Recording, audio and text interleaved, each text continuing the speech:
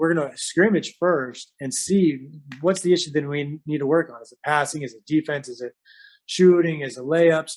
And then we can break down, maybe do a drill around that area. Then we're gonna play again. Welcome to the Jamodi Podcast. We are all surrounded by amazing coaches and leaders. So let's get an inside look at not just what they do, but how they do what they do. After all, becoming the best versions of ourselves is Jamodi, just a matter of doing it.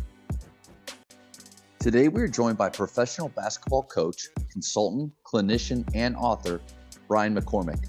Coach McCormick has coached professionally in Denmark, Ireland, and Sweden. He's also coached AAU, high school, junior college, and college basketball in the Western United States. Coach McCormick completed his PhD in exercise and sports science at the University of Utah. He's authored numerous books including The 21st Century Basketball Practice, Fake Fundamentals, and 180 Shooter.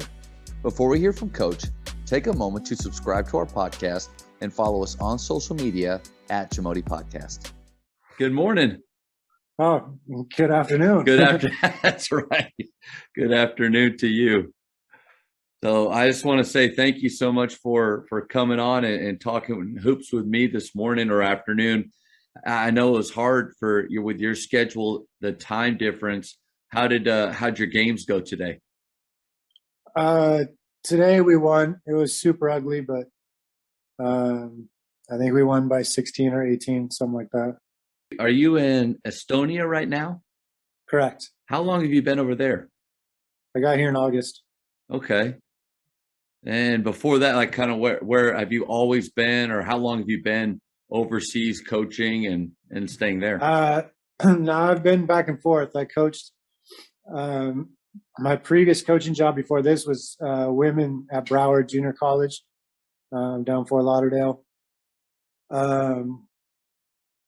Let's see. Then I was at a high school in Miami for a year when I moved down there before that. And then where was I? I guess Denmark was the job I had before that. And then I was high school in Utah when I was getting my doctorate. And then before that was high school in California. Before that was Ireland. I think I'm missing somewhere. And then let's see, before Ireland was kind of like helping out and then doing a little bit of AAU and stuff, and mostly doing like individual training.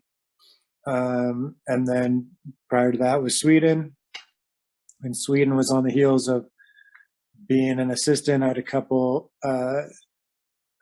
like one junior college and one like Division III school in California, and doing AAU.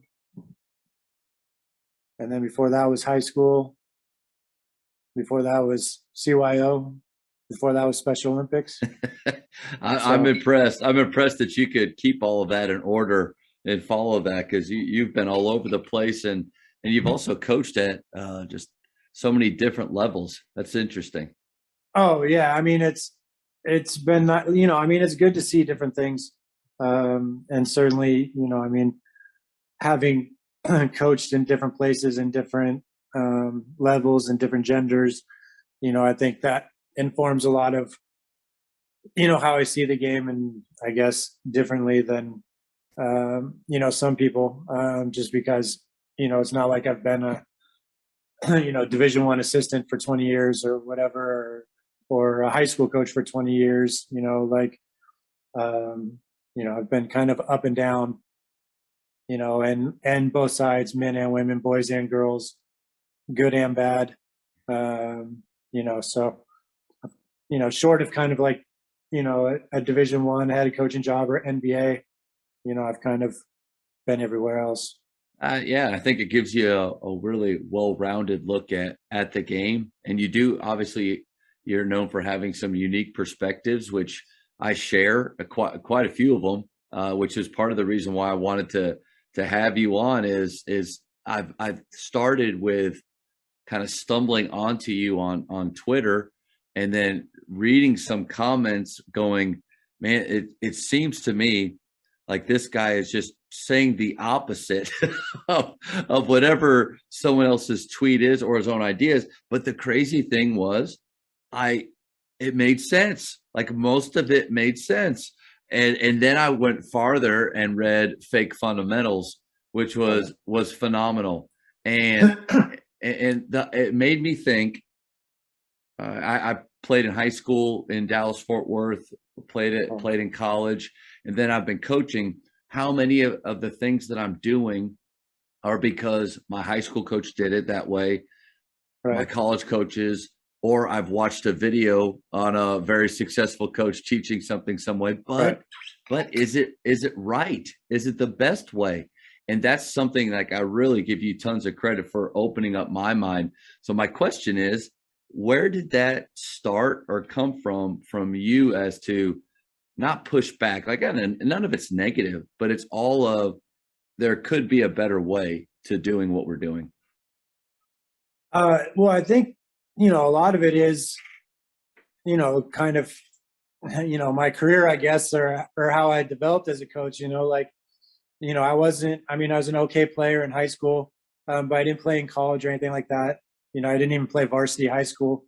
And so like, I don't have a mentor to rely on, when I have questions, like I don't have, the old say, my dad was my coach when I was, little, up until like 8th grade and stuff like that. But and he edits my books and he's like, man, I wish I knew some of this stuff when I was coaching. And like, I think all my coaches when I was little did a great job, of creating great environments for us and making us want to play sports and be active and stuff like that. But technically speaking, like none of them really knew what to teach or how to teach. They just kind of, more or less let us go to a certain extent, or, like, I know my dad, we ran the 2-2-1 press because that's what Wooden did. My dad was a huge Wooden fan, so that's what we did. So I think that's part of it is, my very first, real coaching job, I was coaching when I was an exchange student in Sweden, and I had I was coaching players in a foreign language, and not only was it the English to Swedish, which I didn't speak very much Swedish and they didn't speak very much English, but there was also probably 80 to 90% of the team were, like recent immigrants or refugees from the Balkan War or, there were a couple from like Syria, Iran, Iraq, China. So, Swedish wasn't their first language, English wasn't their second language. So we were going, sometimes like 2 or 3 different translations to get, so most everything was, demonstration or, basically trying to do something out of a game because, when I started with, with the group, I think we only had maybe 9 or 10 players, but then players started, coming and, I was starting to get like 25 kids at a practice, and some of them were just older brothers who were lying about their age and saying that they were, 14 years old because they wanted to play on this team, as opposed to, on their age group team. And it wasn't because they wanted to, be really good or anything. It was just, it was a lot of, just being with their friends. This was kind of the team that had a lot of, of the, children from that area. And so a lot of it was, that's where they felt comfortable, even beyond just the basketball part of it. But then part of it then too was like, we weren't doing a ton of drills and I didn't talk a lot at practice. So it wasn't, like standing around listening to a coach talk in a foreign language. It was like, oh, we're just going to kind of play and most everything's going to be, a quick demonstration and then we go, so from starting in that kind of environment. And then, I always talk about early on, I worked at a camp, the Superstar camp in San Diego, and one of the girls on my team was deaf. And then when I was in college, I coached Special Olympics all 4 years of college. And so, those trying to communicate with, somebody who can't hear, it changes. You realize how much you're just kind of yelling into the wind, because, for her, I had to make sure that I had her attention and she was looking directly at me, to be able to get something across. So that means a lot of the time, it just means that I would hold my tongue because she's not going to hear me anyway, and then you start to think about how many times a player's, running down the court and you're just yelling at them something that even though they can hear, they don't hear because they're engaged in the game and they're trying to get back on defense, or, they're trying to focus on the next play, or whatever the case may be. And really what you start to realize, like, a lot of that talking is just for you. It's to make you feel better. It's not really something that's helping the players, or preparing the players, or, even something that they're even using at all. And so, experiences like that. And then also, being able to coach, I talked myself into a quote unquote professional women's coaching job when I was 25 years old. So, going to that level at that age and that early in my experience, I think all of that, kind of is why I guess, I'm willing to question things, because, I didn't have somebody to rely on, and I had these different kind of experiences. Even one of the first teams that I coached in when I was in college and I started coaching, was a volleyball team. And I thought I was showing up to coach basketball. Like, I was doing it as a favor to a woman that I met or I worked with over the summer. Like, I worked at a summer camp in West Los Angeles. And, she was the director of, like the little kids. And then, I had whatever, fourth or fifth graders or whatever it was. And so as fall started and I was getting ready for the semester to start in school, she called me and she's like, I need a coach. Our season has started and I don't have a coach. And I'm like, no, I can't do it. Like, I've got a job and I'm on the, I rode in college and stuff, and I've got class and all this. She's like, oh, but our season's already started. I don't have a coach. I don't know what I'm going to do with these girls, blah, blah, blah. And so I was like, all right, fine. So I told her I would do it. And I just assumed that it was basketball. I just Right. kind of assumed it was one of those deals that, because the high school season, the junior high was attached to the high school. So they have to play the season in the fall, because otherwise, the courts are taken by the high school during regular season or whatever. So, I didn't. So I showed up the first day and the volleyball net's across the court. And I'm like, you want me to help you take that down? She's like, well, you're probably going to need it. And I was like, what? She's like, you're coaching volleyball. I'm like, no, I'm not. She's like, well, I need a coach for my volleyball team. I'm like, I've never played volleyball before. I'm like, I've played like pickup games or whatever, but like, I've never been on a volleyball team. I've never had a volleyball coach. I've never been to a volleyball practice. I've played pickup games on the beach and played a little bit of intramurals. Which that's different. In college. That's very different. Yeah. So like, and she's like, well, you can figure, she's like, how to coach, you'll figure it out. And I was like, all right, fine. So, so same thing. Like, I didn't have, like, I would ask, a couple of the girls, because I played co-ed volleyball in intramurals. And so I like asked a couple of the, girls, because they were kind of the guys were kind of like the athletes and the girls were the actual volleyball players, on our team. And so, I asked one of them, I was like, how do I teach this? What should I do? Like, and so, they kind of gave me a couple things to do, but a lot of it was just me making stuff up. Like, if you watched our drills and then you watched like other teams, like, clearly we were not doing the same thing. Like, I was just doing stuff. I was like, okay, well, this is the skill that I need to teach. They need to be able to do it in a game. What can I just kind of make up that's going to get us enough repetitions of doing this skill? And that's basically what I did. And so I kind of took that same approach when I started coaching basketball. I was like, well, these things that everybody does, I never thought helped me, and I thought they were boring. So why would I do them as a coach? Like, let's just do the fun stuff. Let's focus more on, playing in the drills that I thought helped me as a player, and just not do the stuff that I didn't like or, thought kind of was a waste of time. And so, you know, because I was coaching out of, young kids, you can get away with being creative, and, nobody cares if you win or lose, and stuff like that. So, you know, nobody really cares if you don't know what you're doing, as long as you're the players are enjoying themselves and stuff like that. So,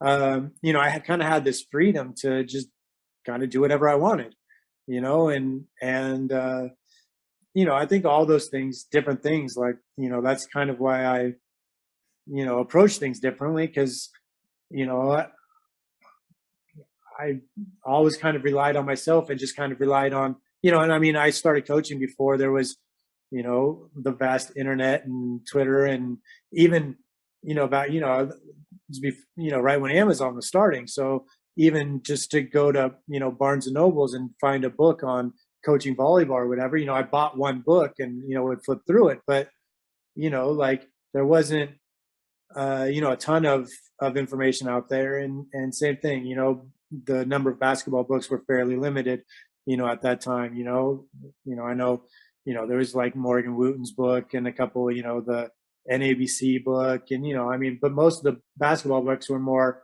biographies of coaches, John Wooden biography or something like that. So, most of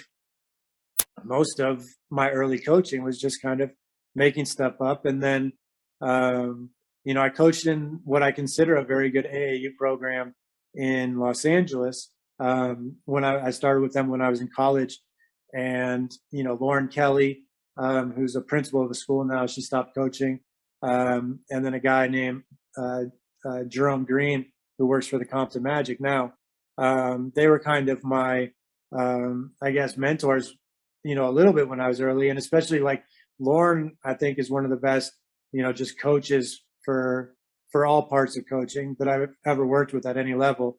And she was the director of the girls program when I was with Hoopmasters. And then when I came back, I went away and coached college. And then I came back after the college season, and then I moved over to the boys side, and that's when I worked for Jerome. And so Jerome was kind of the one that, I came back from being a college assistant where my primary job was running individual workouts with guards, and at practice kind of doing the guard, position breakdown work, and the expectation was, just doing kind of dribbling drills and shooting drills and stuff like that. And so I came back and I was like, okay, well, and I kind of had that mindset. I was coaching like these, 9-year-olds the same way, with all these kind of drills. And, Jerome was, they need to play more. I'm like, okay, so, we'd start to play. They need to play more. They need to play more. They need to play more. And so that's kind of where, the practice has started, where basically all I do is, play, for the most part at practice. And a lot of it came from, it's just an extension from them is, some of the books, some of the drills, from like Blitz basketball, and, they're probably in some of the fake fundamentals or 21st century basketball, drills like that. A lot of them are things that I came up with, because he was telling me that we needed to play. But I was like, well, we need to develop these skills, we need to develop these fundamentals. So how can we play, but structure things to, kind of develop these skills that I want to see developed, and so basically it was, the constraints led, coaching approach, before I had any idea what constraints were or something like that. It was just me kind of creating rules, or, playing small sided games, or, just manipulating, what we were doing in practice.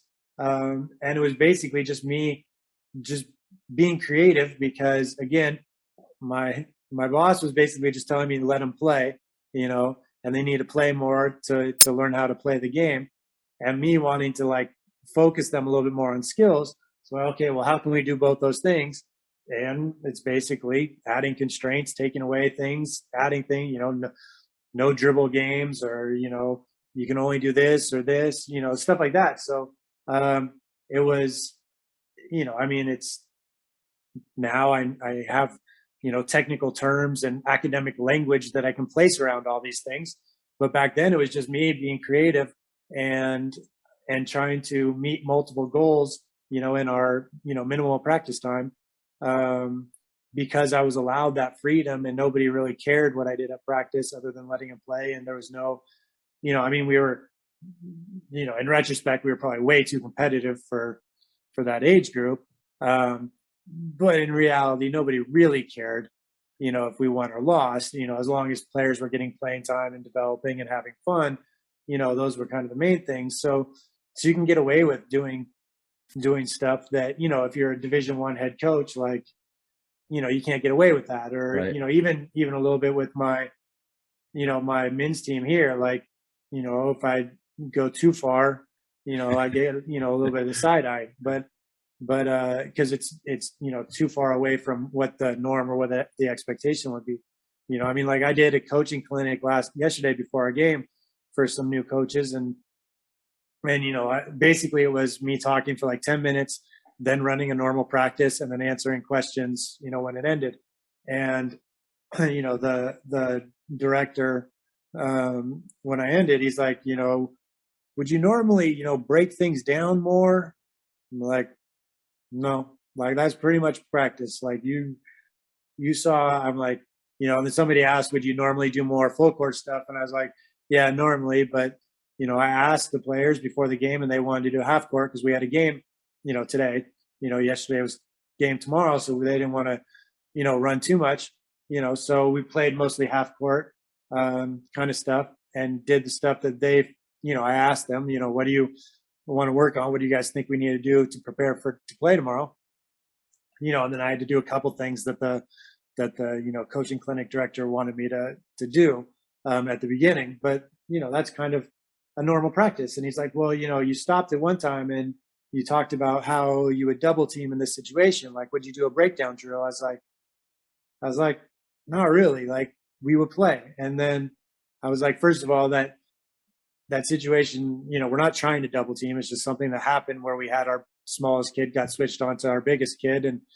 And so we just need to know what to do if that happens, the one time a game, when it happens, we have to be able to adjust out of it, because we have, on that team, we have, two kind of pretty small kids on our team.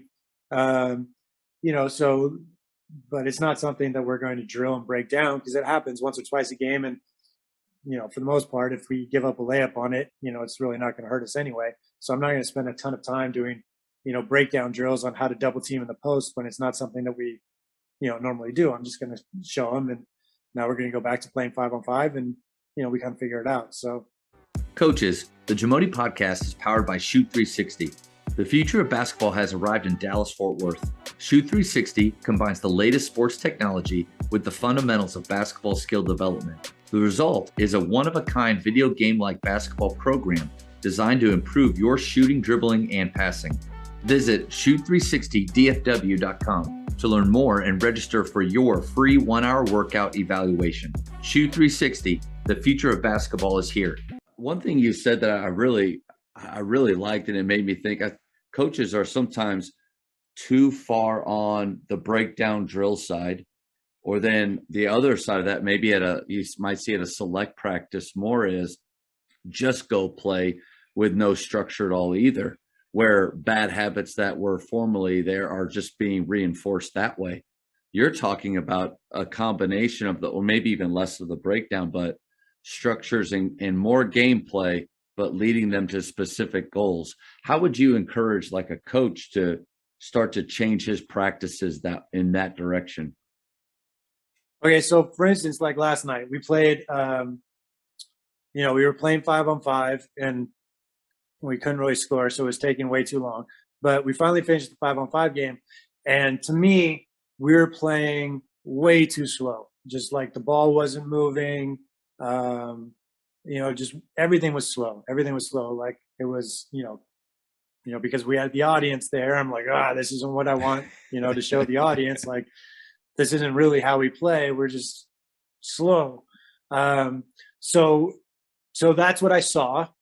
And so when we finished the 5-on-5 game, then I went because we only had, by that point, we were down to 10 healthy players, I think. So, so all right, let's play. So we played 3-on-3, 1 second rule. So for me, a 1 second rule is basically when you catch the ball, you either need to go right away, shoot it or make the next pass. And so, if you dribble, but you don't really go anywhere, then I'm going to usually call that a turnover as well.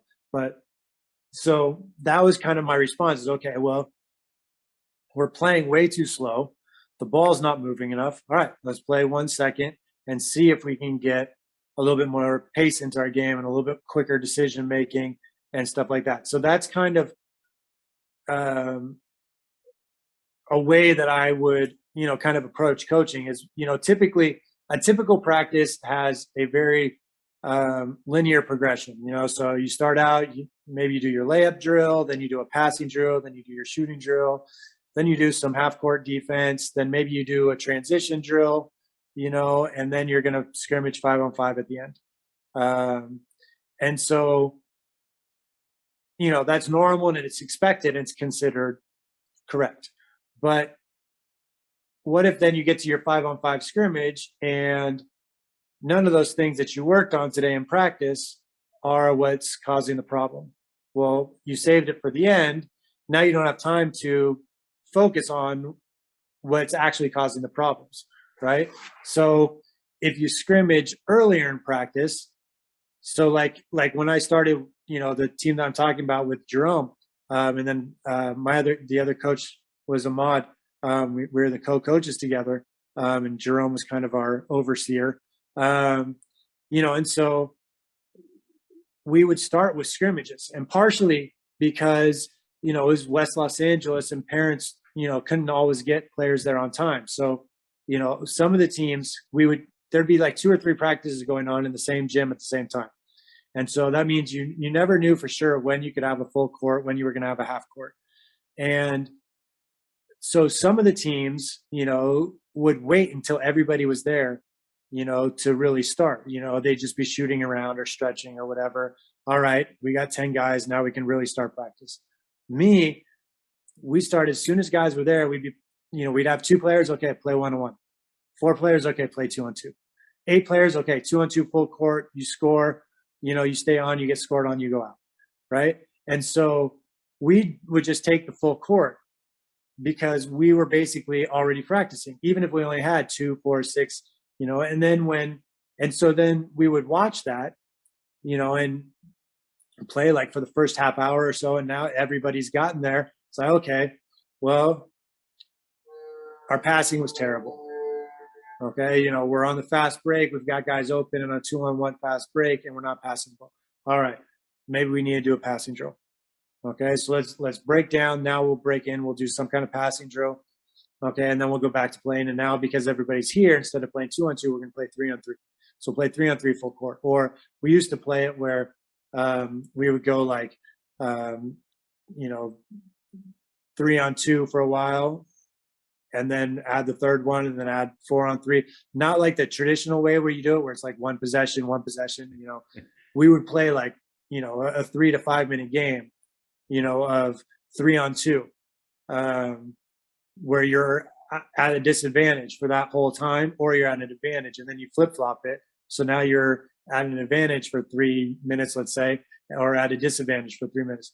And so, because, it was kids basketball where pretty much everything is based on getting layups or preventing layups, and every team pressed, so to have success, in a game, you had to be able to handle a press. So most of what we focused on was, getting and making layups and being able to dribble under pressure, so playing 2-on-3, you worked a lot on handling the ball under pressure, making a pass under pressure. And then when you had the 3-on-2, you're shooting a bunch of layups, so, we do it that way, or 4-on-3, 5-on-4, same thing. And so that could be an entire practice, where we start out with some 2-on-2 until everybody's there. Do maybe like we would split sometimes, and Ahmad would do like the ball handling and I would do like shooting, for like maybe 5 or 10 minutes, flip flop them. Then we go back to 3-on-3 and then build to like 4-on-3, 3-on-4, and then 5-on-4, 4-on-5, and then finish with 5-on-5. And that could be a whole practice. And so basically the idea being we're gonna scrimmage first and see what's the issue that we need to work on. Is it passing? Is it defense? Is it shooting? Is it layups? and then we can kind of break down, maybe do a drill around that area. Then we're going to play again.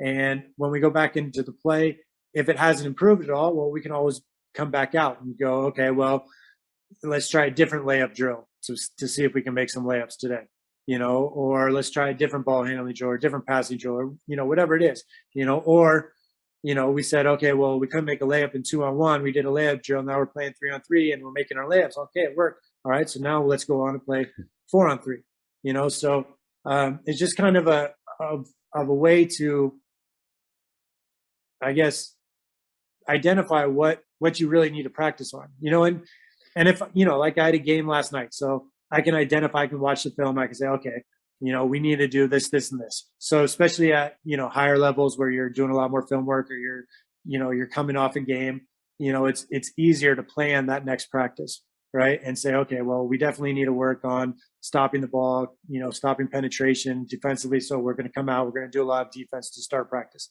Okay. So, but especially at kind of, lower levels where, not all the players are going to be at every practice, or maybe you go, a week or two without a game, and then you have a tournament, and then you go another week or two without a game, whatever it is, it's a way to focus in on the things that are actually causing the players problems, and not just having this idea, okay, well, we have to do shooting, we have to do passing, we have to do defense. Yeah, exactly. So, it's kind of a different approach, I guess.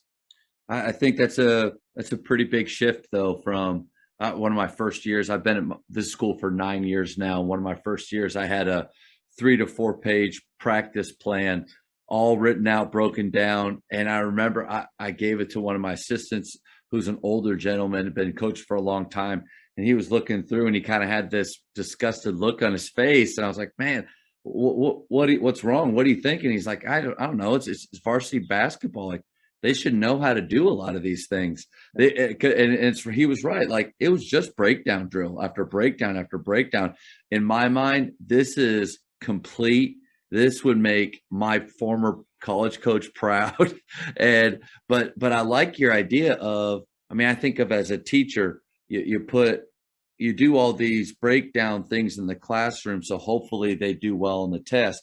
Well, what if you gave them the test first and had them fail? What if you have them start with 4-on-4, 5-on-5 small-sided games, have them fail, and allow that to shape the direction of your practice? Have it be a little bit more organic in the moment.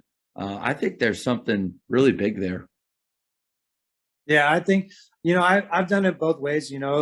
Like you, I used to plan out practices. Like when I was at the junior college, I would plan out practices and write it on the board, and we'd have teams set before practice and everything. And so I think there are benefits to that. And, again, in that situation, with games, game, practice, game kind of situation, who you're preparing for, stuff like that. So it's a little bit more structured in that sense. But I also do like, being able to observe. And I think, for a new coach, it's harder to do, to not have a plan going in. And so I always recommend newer coaches or younger coaches have a plan. You can always deviate from the plan. Yeah. Give yourself wiggle room. Yeah. Yeah. But like when I plan practice, like I don't put times on things, even when I had the detailed, practice plan up on the board, for the players to see. Like I didn't say, okay, well, we're starting with, transition defense for 10 minutes. It would just be like, whatever the, Army drill. Okay. And then if we got through it quickly, maybe we moved on, or maybe we got through it quickly because one team was horrible and the other team scored so quickly. So maybe we need to do it again, or maybe we need to switch teams, or maybe we need to talk about why one team couldn't defend the other team, and so, maybe we take 10 minutes, maybe we take 5 minutes. It just depends on how we perform. And so, and then if we get behind in practice,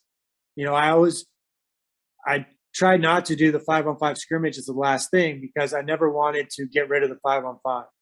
Right. So like even now, like my practices, we almost always end with shooting, because I don't want to get rid of the 5-on-5.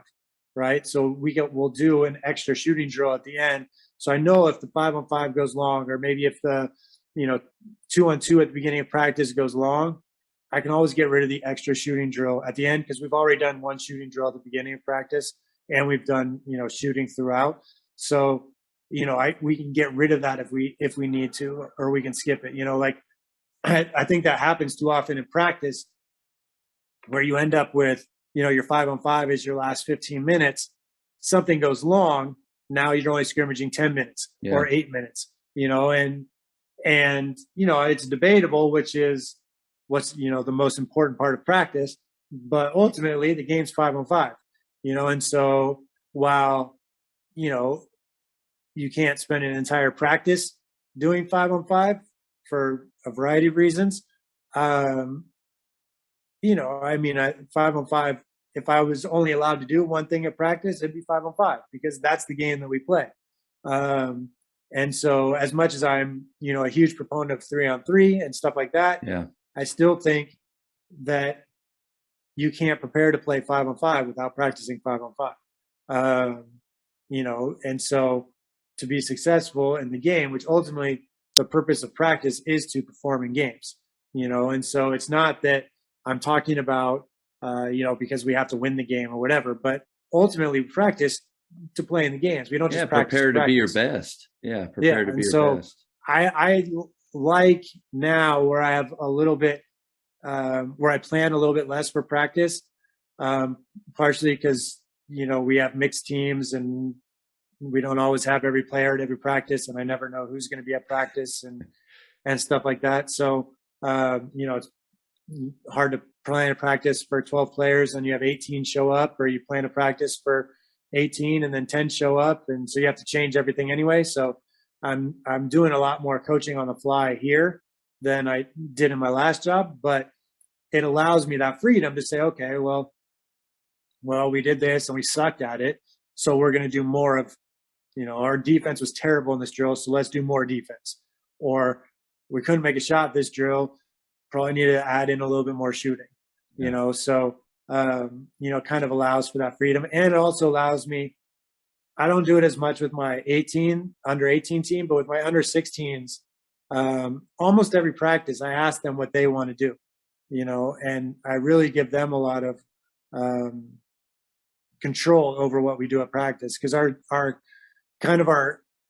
basic structure of a week is our Monday, Tuesday, and Wednesday are theoretically more skill days, or skill-based, or, kind of development type days. And then our Friday practice is just with the team.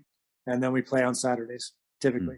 So Monday, Tuesday, and Wednesday, to me, it's more for them. Like, okay, what do you guys want to work on? Okay. You want to work on finishing? Okay. You want to work on, you guys want to play 5-on-5? All right, we'll play 5. You want to play 3-on? Okay, we'll play 3-on-3. And then Friday is more, okay, well, we need to make sure that we know how to double team in the post if we, get caught, or how are we going to guard a ball screen tomorrow? Or, what offense are we going to, run? How are we trying to, attack them, et cetera, et cetera. So 3 days of the week is really more for them and their development. And then the fourth practice is a little bit more, kind of focused on the game type stuff. Yeah, 2 takeaways from that. One was to free us as coaches up from being slaves to the practice plan and the times that we've set. Because I think you're right on the money. How many times do I have 20 things, but at number 3, it just goes longer, and then I'm either trying to adjust. And so I think there's probably a lot of coaches that'll hear that and maybe just take a deep breath and relax a little bit and be more in the moment in practice. And then the second thing I like that you kind of just said at the end is allowing your players to have a little bit more input on the types of games that they're doing in practice, because there's nothing wrong with them enjoying what they're doing, but you can still structure it and have the rules in place to achieve the goals or the skills that you're trying to have them achieve. So I thought those two things were great. Coaches, the Jamodi podcast is powered by Ballology. What's your BSA score? The Ballology Skills Assessment is the only verified skills metric endorsed by the NAIA, NJCAA, and a growing number of NCAA coaches to discover and develop the best talent for your team. This 4-minute, 40-shot test can be taken free today on the Ballology mobile app. Elevate your game. Yeah, the other thing is, like when I ask them what they want to do, ultimately I have the final say. So Right. like, I don't have to listen to them. Like we joke now because there's one player that every time I ask, he just says free throw shooting, right? Like every single time, it doesn't matter. Free throw shooting. I was like, you just want to do it. And nobody else said, I'm like, you guys, what, just like 90 minutes of free throw shooting? And I said that to him the other day at practice. And he's like, yes, we will never miss in a game. I was like, are you sure? He's like, well, that's probably not true. So, like I don't have to do what they say just because I ask their opinions. And I can also, okay, we want to do free throw shooting. Okay, well, we'll do it for 3 minutes. Like I don't have to spend the whole 90 minutes doing what they want to do, but I'm going to try to, at least meet them halfway. And if they say they want to work on free throw shooting, okay, then how can we do what I want to do and incorporate more free throw shooting, than I might have done otherwise, So, like we'll play games where you only get if you score the basket, you only get the points if you go to the free throw line and you make the shot, right?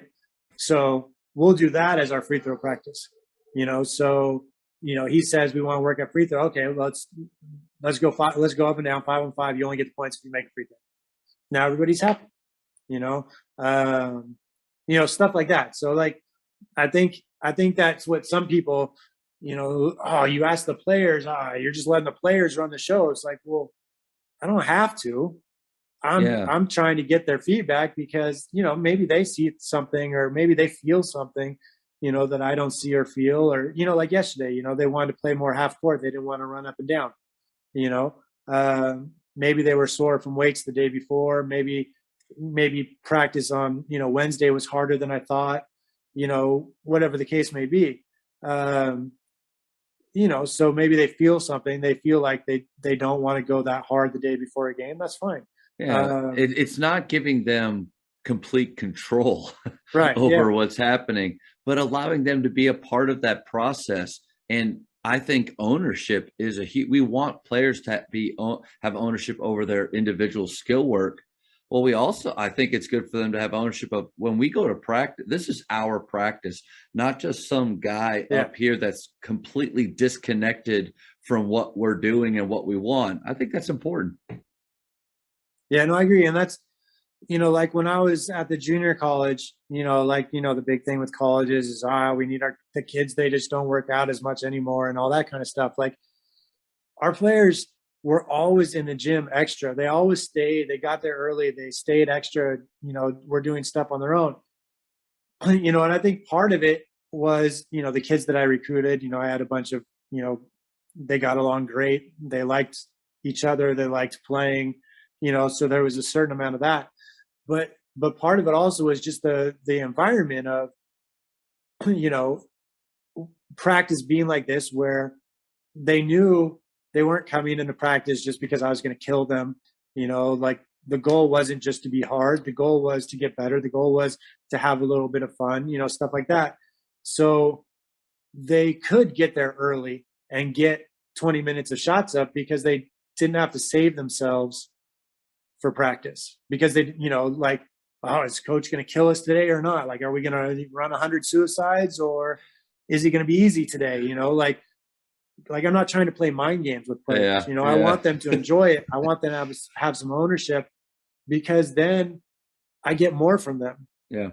Like I get them doing extra work without me having to say anything, or me having to do anything, or, having to, I know one of my players moved on and, at her Division I, they had the Dr. Dish or whatever, and the coaches had it on their apps, and, they're basically surveilling their players, how much they're working out, on their own, and stuff like that. It's like, well, I didn't have to do any of that. Like I knew my players were going to be in the gym, and they knew where to find me if they wanted help, but if they didn't ask for my help, I wasn't going in the gym to tell them what to do.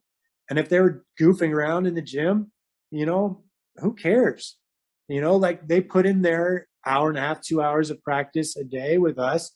They got their work there. If they want to spend a half hour throwing up half court shots, is it the best use of their time from a basketball standpoint? Probably not. But like, what's the harm? Like, it's their time.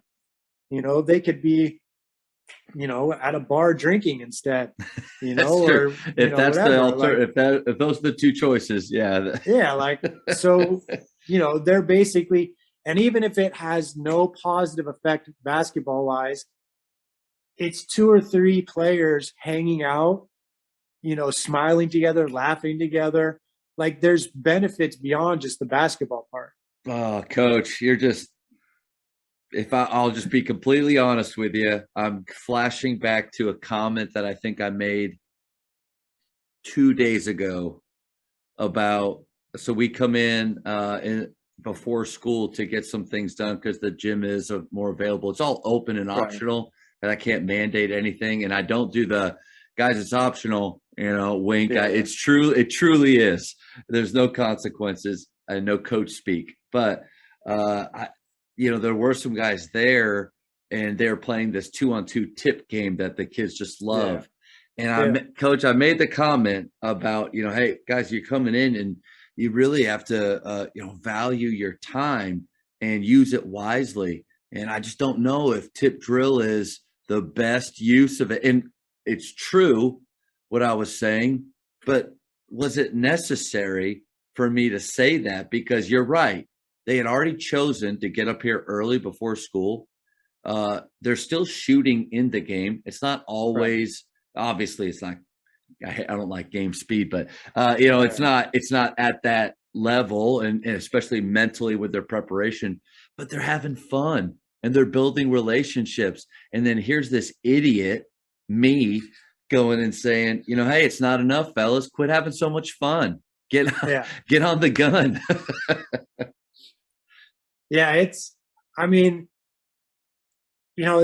I remember back. So I worked at basketball camp a long time ago, and it was a girls' camp, right? And this was the time of the And One mixtapes, right? There was this girl, I think she's like 14, 15-year-old girl from Alaska, was down at camp, and she goes, she sees me, I don't know, I was goofing around or something and made some move, and she's like, hey, can you teach me some of these moves? And I was like, yeah, I mean, we can come during lunch and I can show you stuff. I was like, but you have to do what I say. She's like, okay. And so we would go be first in line for lunch, eat real quick, and then run out to the court. And this is Northern California where it's, pretty warm during the summer, and we're on the outdoor asphalt courts. And so I basically made her the deal. I was like, all right, your ball handling isn't good enough to do these moves.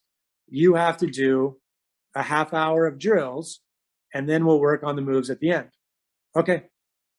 So by teaching her something that she would never use in a game and goofing around for 10 minutes, I got her to do 30 minutes of ball handling drills that's going to help her, right?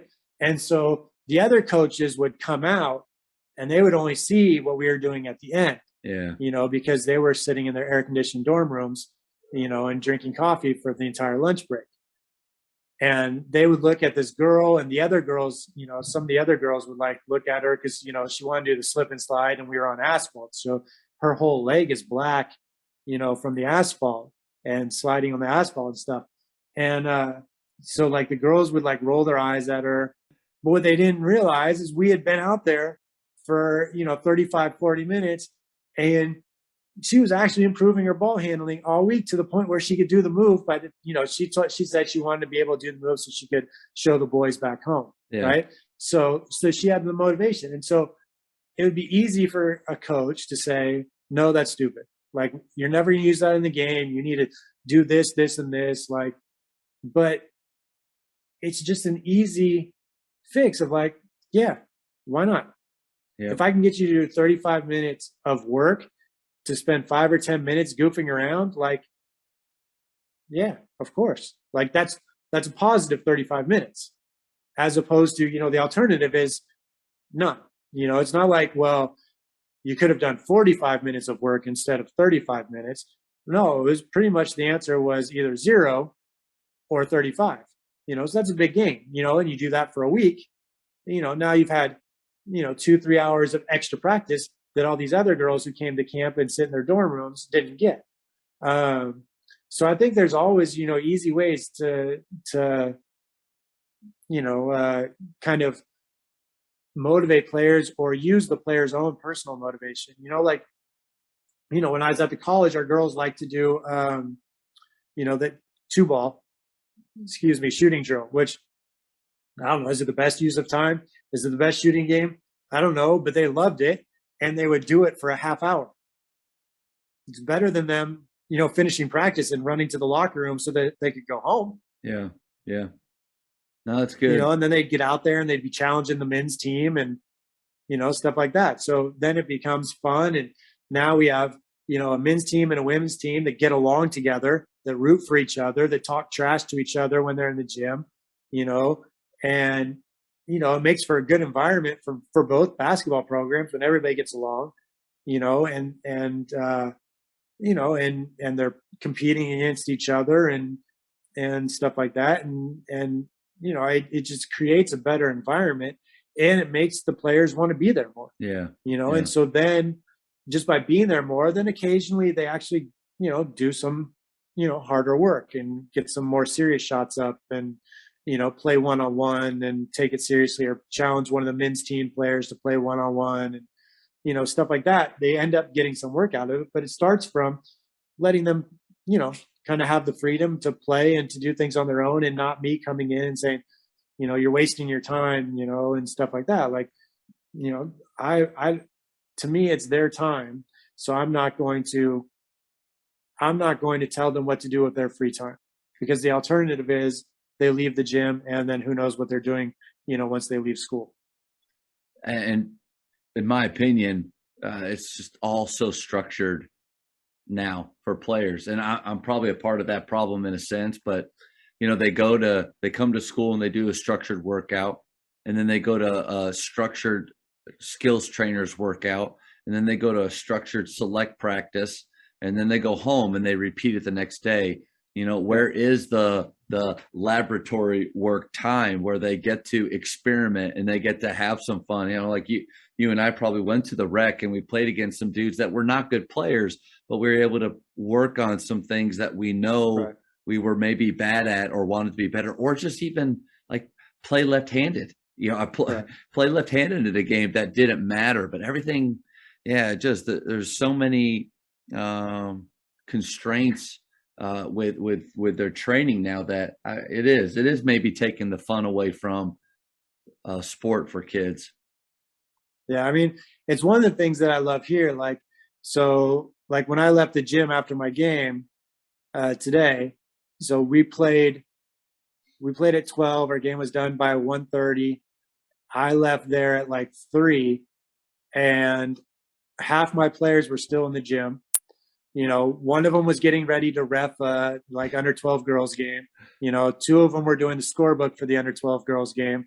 And then like 4 of them were upstairs because they lower the hoops and they play sideways on one of the courts and they play, dunk ball. And so you'll get some of the 14 and 15 and 16-year-olds in there and they just play around with each other and they work on their dunks on, 8-foot hoops or 8.5-foot hoops, And so some people think that's dumb and a waste of time and stuff like that. But I will tell you, like, my guys are, they're basically freshmen in high school, and I'm about 6 feet. We probably have 2 players taller than me, and at least half my team can dunk. And part of it is, we have a strength and conditioning coach, does a good job, but part of it is they just play dunk ball all the time, and I'm talking about half my team can dunk on a 10-foot hoop. Yeah, they're learning how to actually get their feet right, actually move, because just being able to jump high and being able to dunk with a ball in your hand is so different. That's why a football player can jump high, give him a ball, he can't do anything. And I may have to edit that out because I'm in Texas and football is king. And So, I mean, and it's one of my favorite things. Like I'll go to, like our pro team game, and, a bunch of kids will be there, 11, 12, 13, whatever. And then halftime hits and all the kids run out and they run upstairs. So, cause we have a great facility. So we've got like a little arena where the pro team games is, and then kind of up a ramp is, like almost like a college rec gym where there's, 3 courts side by side. And so they'll run up the ramp because they let the kids like sit behind the basket. So they'll leave and they'll run up the ramp and they'll run up to one of the kind of the basketball court, because we have multiple sports. So, but it's called the green gym is the basketball court. And so I'll go up there at halftime and there'll be 40 kids in there, and you'll have like a side going sideways game of, dunk ball. Then you got some kids, getting up shots on the main basket, some kids on the other side getting shots up on the main basket, other kids dribbling, kids just chasing each other around, and all ages, like 8, 9, all the way up to, usually about 14, 15. It's usually my team. It's, to me, it's one of the best parts of our club is just that whole environment, and having that court that everybody can run up and spend the 15 minutes of halftime, playing around. And then some of them forget to go back for the rest of the game. They just stay up there and play, and I mean, there's a couple on our under 14 team. There's a couple of guys there that I'm like, do your parents not like you? Like you guys are here all the time. Like they'll get there on a Saturday, they'll get there for like a 12 o'clock practice. And I will see them, they're still there at 7 p.m., and they're basically just there. Like one of them referees. So like he'll practice and then maybe he'll have like an hour and then he'll referee a game and then but like they're just running around and shooting. And if there's a game on the courts, there's no courts where they can shoot, then they'll, go and run around the track or maybe lift weights, or maybe they'll walk to the store across the street and get some food, come back. Oh, the court's open again. Okay, let's play. And so to me, that's the best part of being here and with this club is just the little kids that are running around and just getting an opportunity to play. The Jamodi podcast is powered by Sideline Interactive. Sideline Interactive is the leading manufacturer for high-quality, innovative scoring tables and LED video display boards that help coaches and schools bring more excitement to fans, create huge fundraising opportunities, and make their jobs easier. Visit sidelineinteractive.com to check out their amazing products.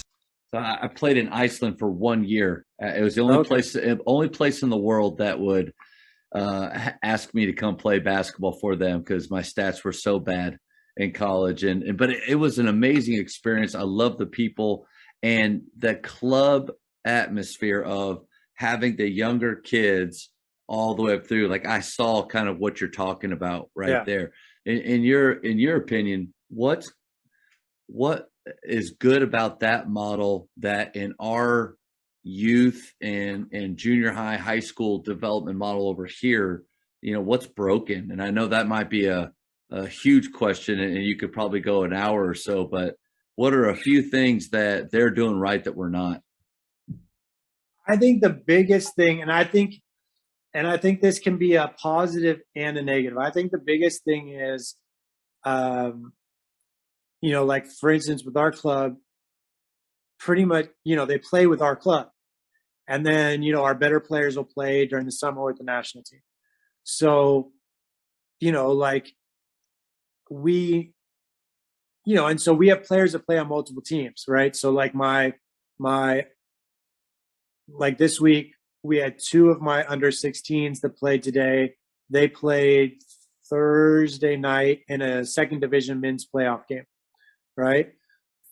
But I know that because, I'm there for that game, I'm kind of the assistant coach for that team, so I can monitor how much they played and if they need more rest or a day off or whatever, So everything is within the club, the strength and conditioning coach, this quote unquote skill trainer, the multiple teams that they play on. Some of my Division I players practice with the pro team, play first division, and then also play under 18s. The rest of my good under 18 players play under 18, and then they either play second division or first division, or some of them play second division and first division in men's league. So, but it's all within one team. So, the coaches work together and we communicate. It's like, okay, well, he played 38 minutes this game. Probably need to give him tomorrow off, right? Like, okay, he's going to get he's practicing with the pro team, but he's not going to get any minutes in this game. So he needs to play 25 minutes, in the first division, so that he's getting playing time. Yeah, there's communication between to further his development. So that to me is the biggest thing, because some of the problems in the States is, like you said, you've got players that play with their high school team, and then they play with their club team, and then they play with, they work out with their skill trainer, and typically those coaches don't communicate and they kind of fight. For players, because if I'm a skill trainer, every hour that you're spending at AAU practice or high school practice is an hour you're not spending with me, and same thing, every time you're going to an AAU game, you're not there for my high school practice or my high school game or whatever. And so I think there becomes, that kind of battle for players and for, basically their loyalty to a certain extent. No doubt. Whereas here, there's no battle for loyalty. We're all working for the same club with the same goal, which is, either, with the younger players, it's develop players for the national teams, and for the older players, it's to develop them into, guys who can play for our pro team, and so, there is a very definite goal. We're all aware, we all have the same goal for the players.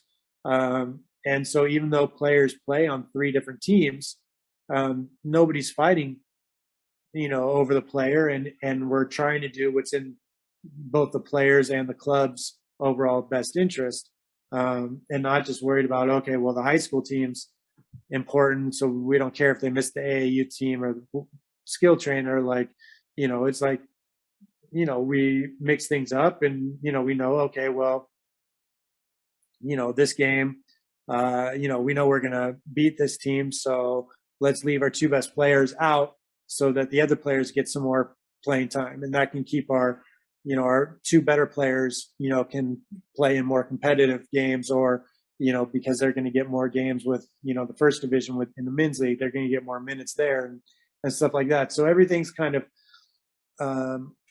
the biggest thing is just everything's together. It's within one, and it's the communication. Now, I think the disadvantage there is, players, like I benefited a lot from playing in a summer league during high school, where the coaches were way different than my high school coach. And so, like my high school, we never ran a pick and roll, like my whole high school career, but in the summer, I played, 1 year for a guy who was a pro player. And, he was home for the summer, and his summer job was coaching at this, summer league. And so, he's put the ball in my hands, was like, just you're the point guard. He's like, you shoot it, or you create the shot. Like, that's what you do, and so I got to do that for a whole summer. Whereas with my high school team, they're like, you're the point guard. You dribble the ball up, you enter it to the wing, and then you go stand in the corner, And so I think with the potential disadvantage with everything being within one club is making decisions on players, or having kind of a rigid viewpoint on player, or, a player not getting along with that coach, or the coach, whatever, but not having any other recourse because that's the coach. And, like with our team, like on the youth level, the coaches move up with the players. So you could have the same coach Same for, voice. let's say, 4 or 5 years, Yeah. And so if you're not the favored player, or if you get on the coach's bad side, or the coach, wants to run dribble drive motion, and you're, a post player, or you want to learn how to run a pick and roll, or, whatever the case may be, maybe you're not exposed to those things. So I think there can be a disadvantage, and again, based on my experience, like, I liked playing for different coaches, and I thought that it brought, different experiences, and gave me an opportunity to do different things. So I do recognize that this environment can have disadvantages, but I do think that the advantages, especially in a club here where, we're trying to develop players and stuff like that, so we're trying to, like, we're trying to figure out for next year, how can we find a big kid? We need a big guy to play with our second division team next year. One, because it'll make us more successful, but two, it's hard to develop pick and roll play and point guards to play in a pick and roll, which they're going to need to do to play at higher levels in Europe, if you don't have any kind of presence inside. And, right now we're looking at the second division team. It's like, well, it's going to be pretty much all wings. We don't have really, we have one kind of big guy but it'll be, 17 years old, 16 years old, playing against men. So, we're trying to figure, well, how can we, bring in somebody that would supplement these players that will help their development, not just because it'll help us win, but it will give us, they'll help takes away, it's why do the Warriors need a center during the regular season when they never play them, during the postseason? It's to take that banging during the season so that Draymond Green is fresh, to do that during the postseason. Right. Yeah. Same idea. Like, part of it is we need a big guy to bang against the other team's big guys so that our 17-year-olds, 16-year-olds don't get hurt, is the reality of it. But I like that balance between what the team needs and what the individuals need. And I think so many times in high school basketball over here, it's just what's our high school team need, and forget any development of them individually. If you can, bring those two ideas together more and more, there's definitely some offensive systems that help that over, or enable that over other offensive systems. But I like I like the direction that you're talking about. Yeah, I mean, I talked about this. My fiance was here like 2 weeks ago. We played a team, actually the same team we played today, and like, I like the way they play. We just have more better players, but they play a really good style. And as I watched them, I was like, and I was talking to her after the game, I was like, I think we would be even harder to beat if I was a little bit more like them, where players had really defined roles, and they could, only, but like, I have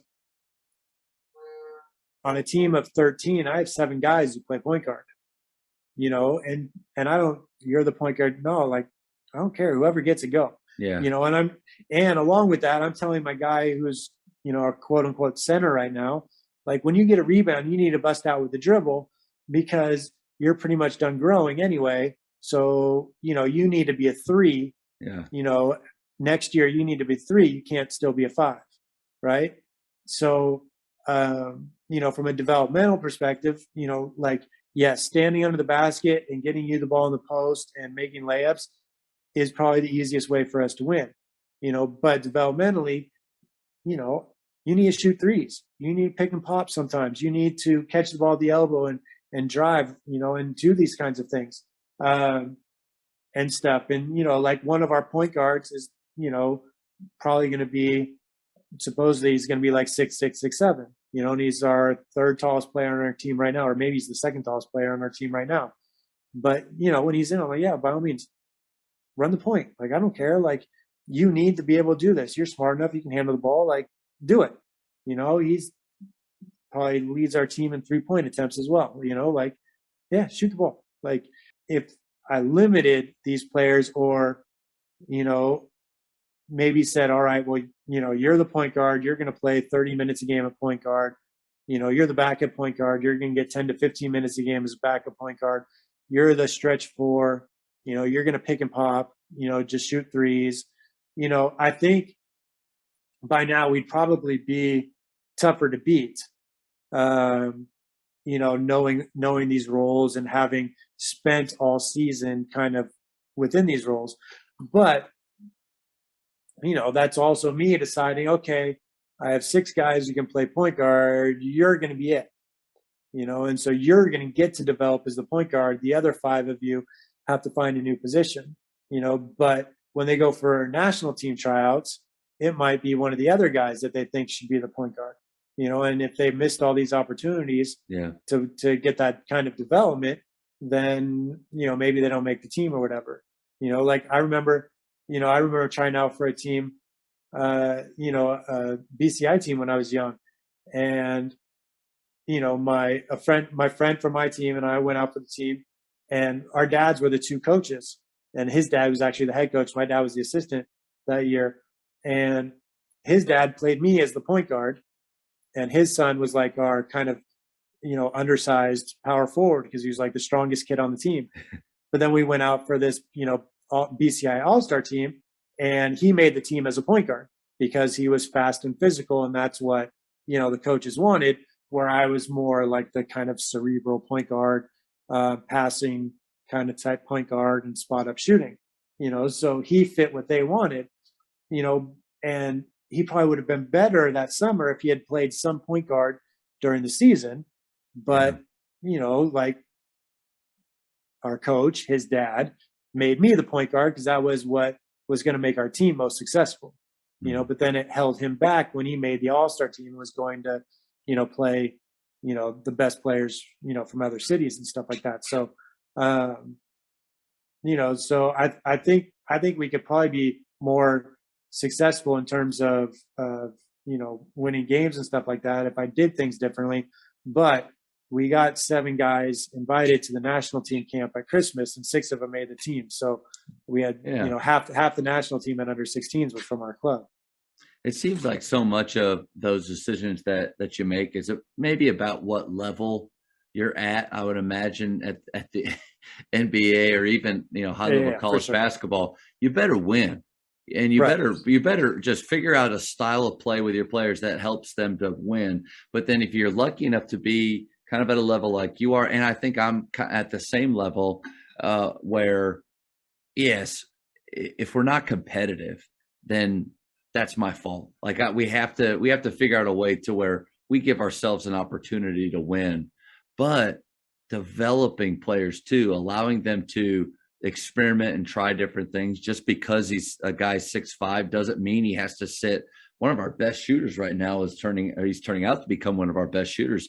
Is 6'5" and really doesn't have that physical bone in his body, but man, he can shoot that thing. Yeah. So instead of forcing him to be something just because he looks like he should be, we're choosing to develop him. But I think that's the you kind of mentioned that's the choice that we have to make is development, and if we can somehow kind of fuse it together with also a competitive style, maybe that's the sweet spot.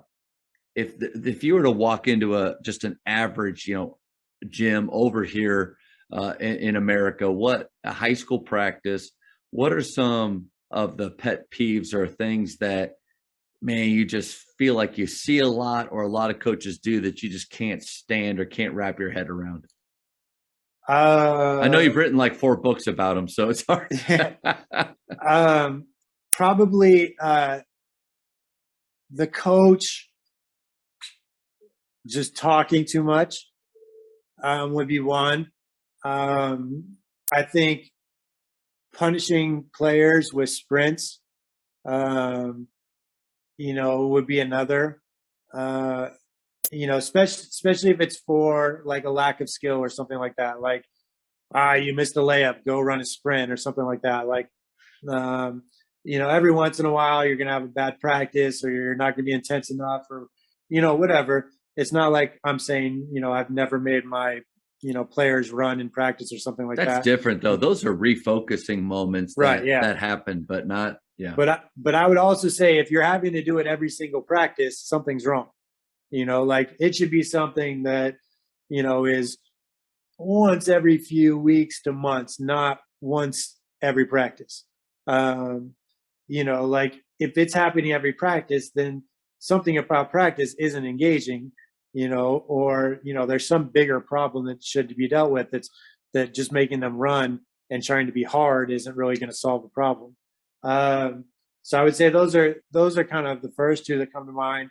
My biggest thing is, and probably the misconception with like fake fundamentals is, to me, there's very little that's inherently wrong.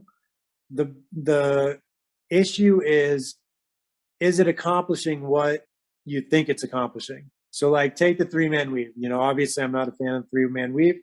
I've made that clear multiple times. But it's because people say it's a passing drill, or, like I remember, when I was an assistant coach, oh, we had too many turnovers. We're going to have to do 5 minutes of 3-man weave to fix it. I'm like, no, like we had turnovers because we threw the ball to defense. Like it has nothing to do. Like we can make an uncontested pass, like that's not the problem, Now, if you tell me in the preseason we're going to do 3-man weave and it's timed and it's our conditioning, and by using the basketball we get greater intensity and effort out of the players than just making them run sprints, as conditioning, fine. Like, is it what I would do for conditioning? Probably not. But at least to me, that fits what you're saying it's doing. If you're saying 3-man weave is going to solve our passing problems, like I just don't see it. So that to me is I guess my pet peeve is because I think, like we talked about at the beginning, a lot of coaches kind of do things, they use drills because they're popular drills and everybody does them. And, if you do 3-man weave at practice, nobody's going to criticize you besides me, and stuff. So, so everybody does it. It's fine. It's like, it's players expect it, like, I've even had teams, why don't we do 3-man weaves? I'm like, well, why do you do 3-man weaves? Oh, I've never really thought about it that way, So, it's expected. It's normal. It's everybody does it, but to me, like, that's not a reason to do something, just because everybody does it, and that's what people, will always counter, like, you don't know what you're talking about. This team won the championship and they do 3-man weaves. I'm like, well, yeah, but the team that didn't win a game this year does 3-man weaves too. So let's not forget that just because one good team does it, if every bad team does it too, like that doesn't support your argument. Like people jumped on me in the fall. The whole state of Arkansas was mad at me because they thought I was tweeting about Eric Musselman, which I wasn't. But because I saw a different college post something about their 2-mile runs. And I was like, that's just, to me, is dumb, like for multiple reasons. But so the whole state of Arkansas was like, well, we did a 2-mile run and we were in the whatever Sweet 16 last year. So you don't know what you're talking about. And like, I can't tell you how many coaches texted me and that are DM'd me and they were like, one, I'm jealous that you're allowed to say this stuff because I would get fired if I said this stuff publicly. And two, we did it. We ran the 2-mile test and we were horrible last year. So it has nothing to do with whether or not you're or successful. So, to me, that's the biggest thing is like, you need to know why you're doing it. And if you're doing something just because, then that's a bad reason to do it. And that's just filling time. Yeah. And I'll even go another step with that. The offense or the plays that you're running, like, why are you running those and why do you think it works? Yeah. Or is it just your favorite coach or the team that won the national championship that year is running these things, which, man, watching college basketball at times, and I think Yeah, I think JJ Redick just came out with like a video about it. And I Yeah. think you commented on it. And because I'm telling you, man, I'm not saying this just to because I'm on here with you. There's so many times where you do say the things that probably guys like me and other coaches like we're thinking, and we Yeah. agree. But you do have the, I don't know, confidence, whatever you want to call it, to put it out there and spark the conversations. But hard to watch the college game at times, and but then all these high school coaches, or a lot of us, are basing what we do off of that. Speed round, coach. It's going to be quick questions. We're going to get to know Okay. you. I know you through fake fundamentals, but now I want to know some other things. You ready? Okay. Sure. Favorite ice cream flavor? What's from Baskin Robbins, Cherries Jubilee or what is it, Jamocha Almond Fudge? Nice. Those are the two I get. Nice. For high school, shot clock or no shot clock? Oh, definitely. I thought so. Without a doubt. I thought so. Come on. I just watched 11-year-old girls playing with a 24-second shot clock. Oh, man. You know, at Texas, we don't have it. It's in what there's basically three main classifications: public, private, and then this other private SPC. And they're getting it. They're starting it next year. And so I'm really hoping that through them as the guinea pig, it'll come around. I don't think it'll dramatically shift the game as much as people think. Like I know our school, because we run and gun and play fast and have fun with spacing, and we probably won't see it ever. But what it'll do is the any control freaks out there, or the that they've watched Hoosiers too many times and it's 5 passes before a shot. No, that's an extreme. But it'll maybe speed them up. I think it'll enhance or test our skill development in decision making that we're teaching our players. That's the thing for me is when you have a shot clock, you have to think differently about the shots that you're going to take and the shots that you're willing to take and how you're going to go about getting those shots. If you don't have a shot clock, because I coached high school in Utah where everybody ran flex and there was no shot clock.